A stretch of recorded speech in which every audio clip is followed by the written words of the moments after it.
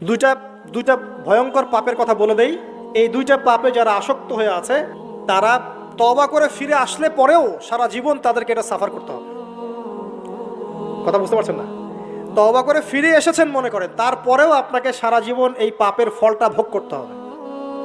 এক, মাদকদ্রব্য দীর্ঘদিন সেবন করেছেন, তওবা করেছেন, ফিরে এসেছেন, আল্লাহ হয়তো মাফ করে দিয়েছেন, আল্লাহ পাক মাফ করে দিয়েছেন, বাট আপনি আপনার দেহের যে ক্ষতিটা করে ফেলেছেন এটা পোষাতে পারবেন না।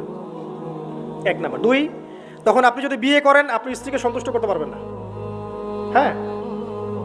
দুই নাম্বার হচ্ছে এই যে গোপনে যুবকরা যে পাপটা করে, মাস্টারবেশন, যেটাকে আমরা বলি হস্তমৈথুন, এই পাপ যেসব যুবকরা করছে বা করে, এবং অ্যাভেলেবেল এই পাপটা সবাই করে, কারণ এখন পর্নের যুগ, পর্ন দেখলে তো আর কোনো উপায় নাই, তখন তো এই পথেই যেতে হচ্ছে, নিজের উপরে নিজেকে জুলুম করতে হচ্ছে।